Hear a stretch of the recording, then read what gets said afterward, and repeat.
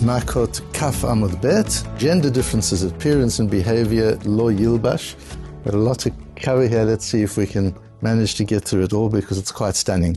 So gender confusion, we know, is a problem we have today in society altogether. And it's not only about men and women dressing up like one another or putting on makeup. It's also about behaviors, as we'll see in our sugya. The posuk was lo yeh kli gever al isha velo ילבש gever simlat isha. A man's clothes should not be on a woman, and a woman should not wear the clothes of a man. Ki to'avat Hashem elokecha kol oseh. And the Torah uses a very strong word, to'eva. This is something Hashem finds despicable. That's the same word that Hashem uses with homosexuality. It's something that Hashem despises. And again, just as in homosexuality, we've talked about it before, we're not talking about situations, the rare situations where there's really a clinical problem and an issue that has its own halachic approaches to it. We're talking about the choices that people make. Our Gemara says, Hanotel malei pi hazug b'Shabbat chayav. If a person just takes out a hair from his head using the tip of a scissors, you're chayav. That's a melacha of Shabbat, it's forbidden.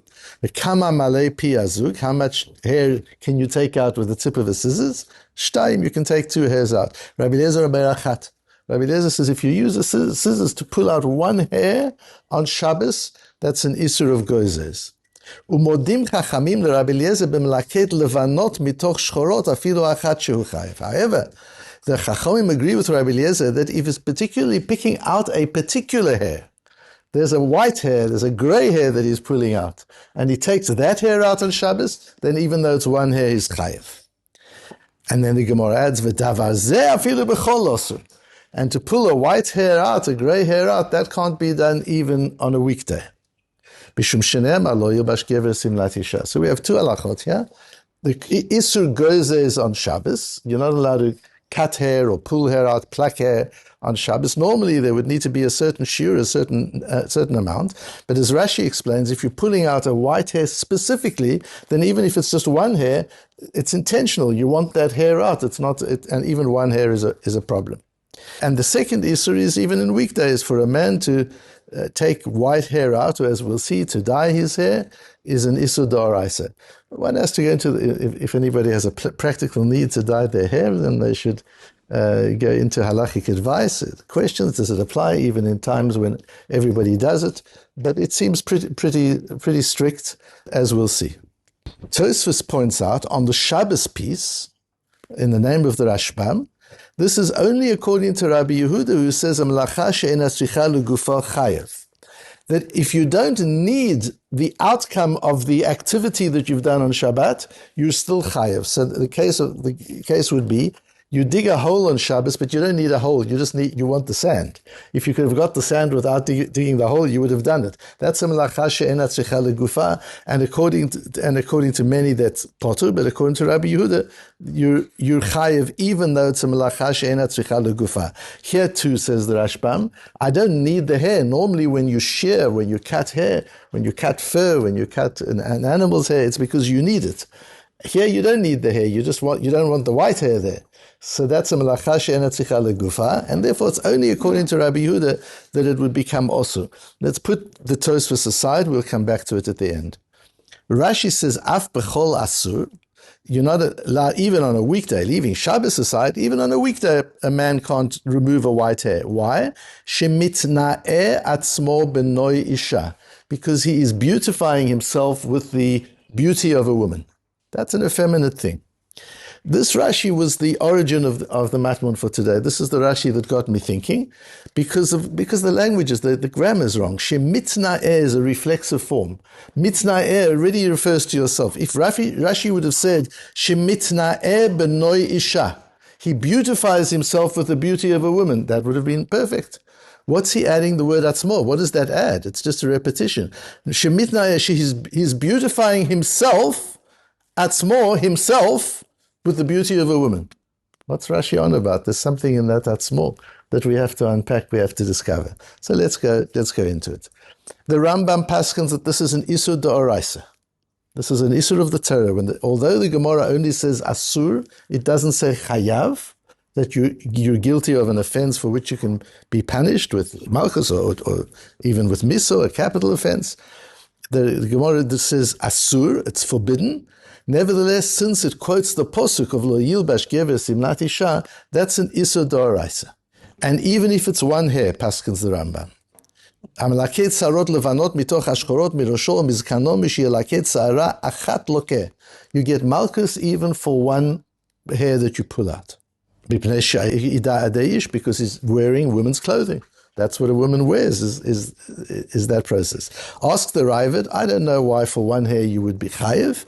Lo minkira milta klal. You can't see it. So we see clearly in the Rambam's dealing with this Isur of Lo Yilbash as something that can be seen. As Rashi says on the Posuk, one of the Perushim on the Posuk, and the Gemara says it in Nozir, one of the Perushim is because if men dress up like women, they go and they sit among the women, and the women don't know that they're men, and things happen that shouldn't happen.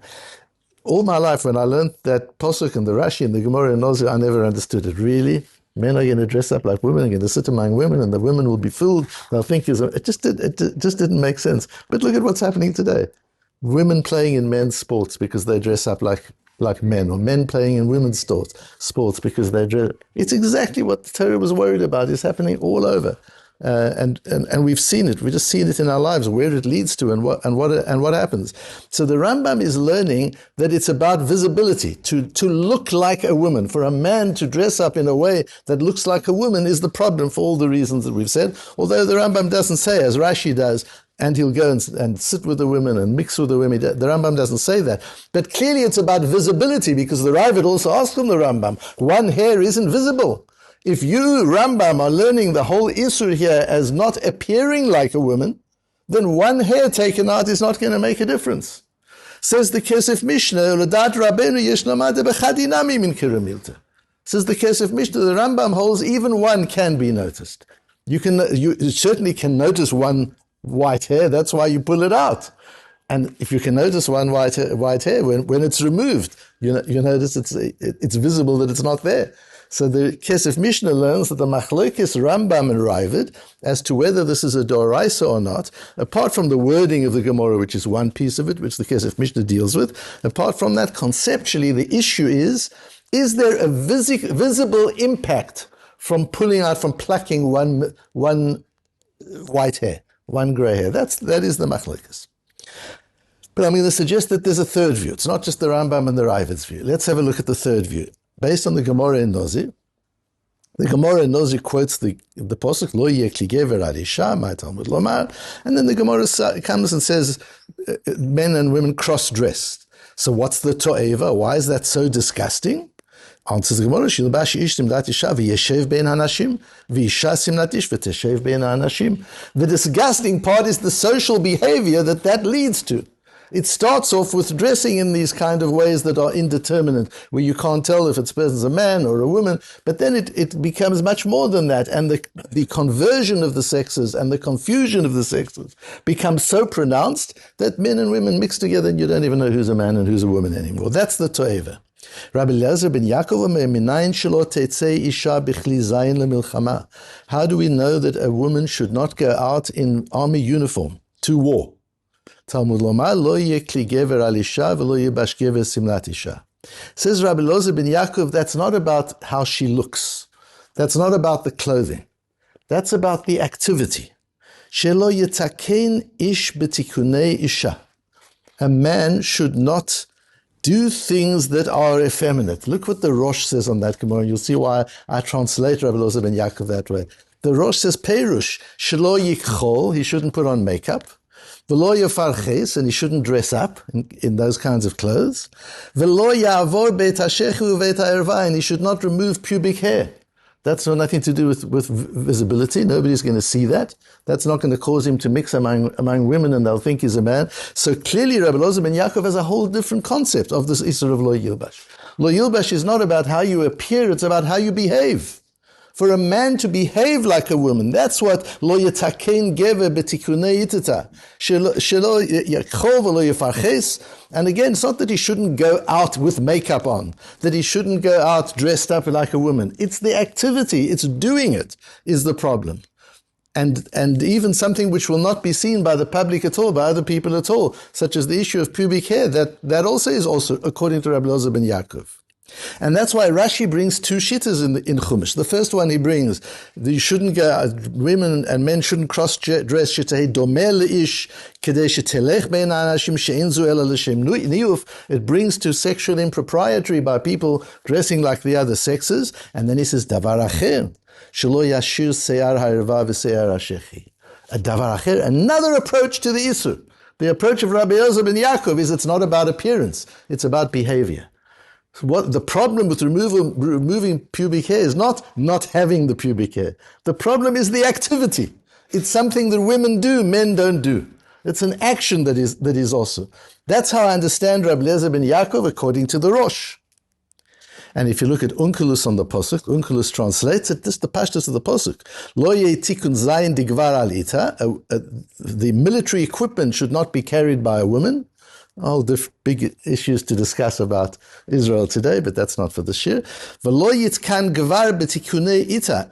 And again, he uses the words of Rabbi Elazar ben Yaakov, and he should not do the things that a woman does. Because these are things Hashem despises and puts aside. It would seem that we have two approaches to these. So the Rambam and the Raavad both hold the issue is visibility. A man should not dress up, should not promote himself, put himself out as a woman should not put herself out as a man.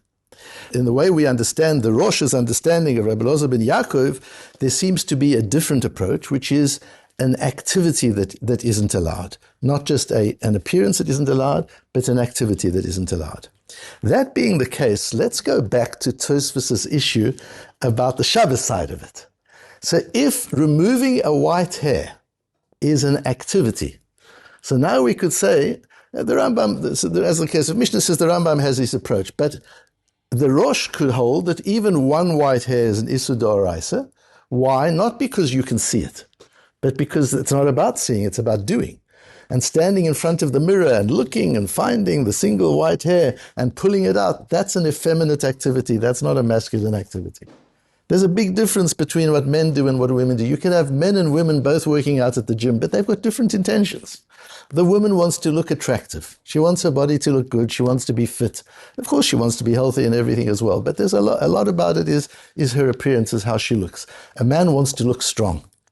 He doesn't go to the gym. A masculine man. In those days, you remember there used to be masculine men? When they went to gym, they didn't go to gym to look attractive. I want to look beautiful. No, I want to look strong. I want to look fit. Because as we learnt in the Imre Emes yesterday, in the Medrash here, beauty and love is attracted to strength and power. And a man knows that.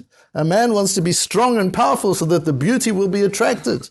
A woman wants to be beautiful and attracted so that the man will find her attractive. That's how the genders and the sexes work. And so standing in front of a mirror and plucking out the white hair, are you doing that for beauty or for strength? If you're doing it for beauty, that's a woman thing. That's not a man thing. So if that's the case, this is what I want. So let's say on Shabbos. So on Shabbos, it's the same thing. Why are you doing it? I'm doing it for beauty. Is that a melacha she'tzicha legufa or a melacha she'eino tzicha legufa? If we say the whole thing of plucking out a white hair is not because you want the hair or you don't want the hair, it's to make yourself beautiful. So plucking out the white hair is a melacha she'eino tzicha legufa. It's not a melacha she'eino tzicha legufa.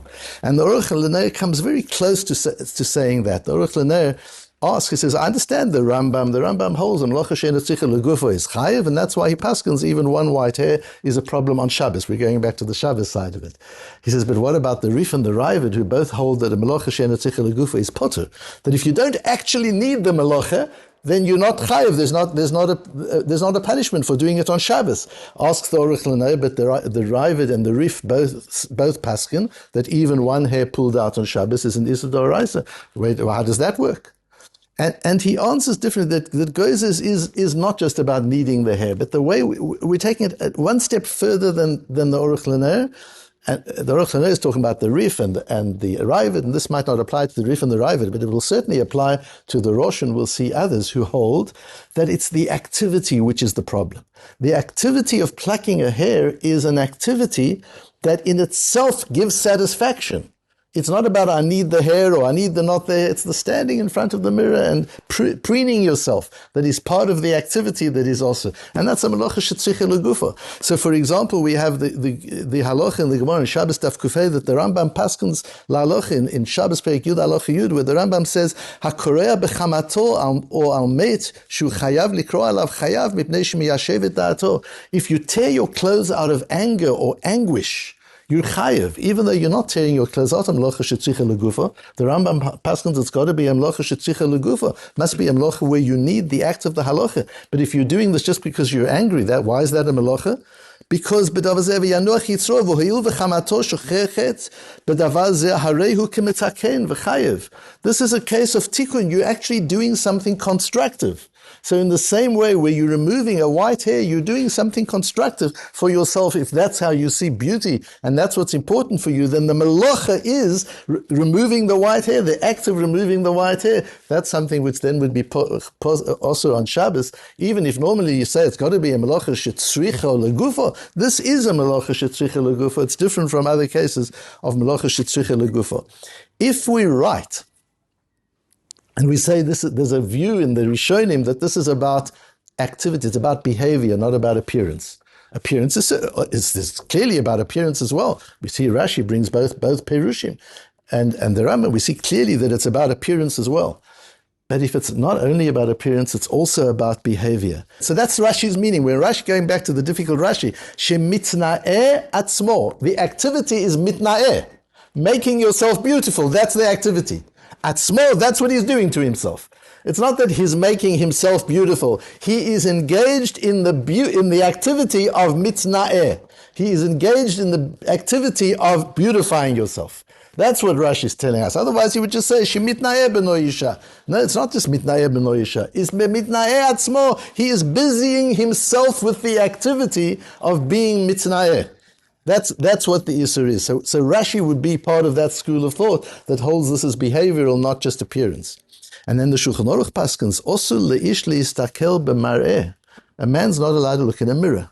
Now you see, the Bramol says nowadays that men do use mirrors, it's okay. But before, when it was something that women used to do, that's not about outcome, that's not about the appearance. What's wrong with looking in a mirror?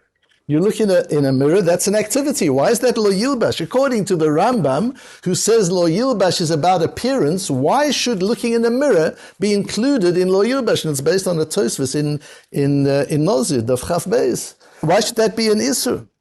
And you know what? The Rambam doesn't paskin that it's an Isur. Nowhere in the Rambam does this din appear. The Rambam learns the Gemaras differently from Tosfos. The Rambam doesn't hold it's also to look in a mirror. Because the Rambam holds the Isur of Lo Yilbash is about appearance.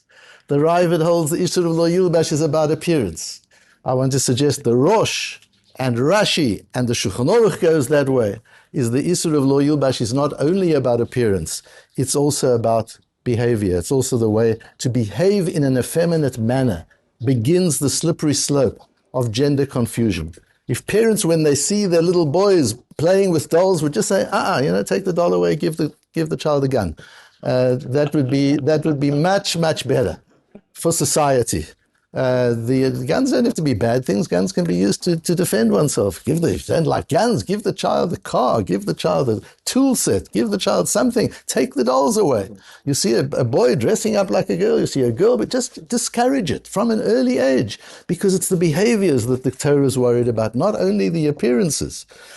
And why? There's an amazing Ibn Ezra, where Ibn Ezra says on the Posuk, some say that Lo Yilbash is really talking about improper sexual behavior, and says that the Ibn Ezra, that's not what it's about. There's no need to say that's what it's about. It's what it says. Rak Hashem yita'ev mi sheyishaneh ma'asav. The Ribbono Shel Olam is a master artist, so to say, kibiyachol. Imagine you come to the work of a master artist. You walk into the Metropolitan Museum in New York, and you walk up to a beautiful Van Gogh, and you say, I think this tree should be there, not there. And you start messing up and you start moving the tree. What are you doing? This is a Van Gogh. You don't mess with it. You want to make your own painting, make your own painting. You want to create a world where men and women are the same, go and make your own world. Don't mess my world up, says the Ribbono Shel Olam. Hashem yeta'ev mi sheyishaneh ma'asav. Don't mess with my creation. I've given you space to be mechadesh. I've given you space to take my creation further. But don't corrupt what I've created and given to you. That's the issue. That's why it's a to'eva. Because you're distorting. It's not just you're doing an avera. You're doing an avera, that happens. A person breaks Shabbos, a person eats treif, a person eats on Yom Kippur. It doesn't say to'eva. It doesn't say Rabbi Hashem despises such a person. But mess with my work of art, I despise that.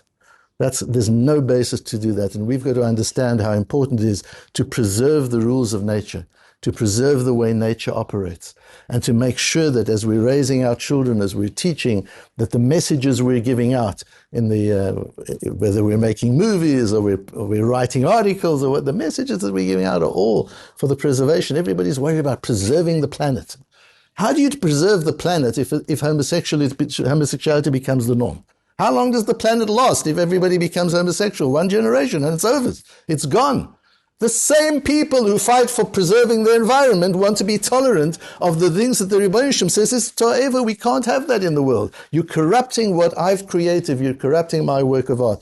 That's the essential understanding of Lo Yilbash. And that gives us insight into the view of Rashi and the Rosh and the Shulchan Aruch. That this is not only about how you appear. This is not only about how you dress and what you do. This is about doing masculine things. Men and boys should do men and boy things.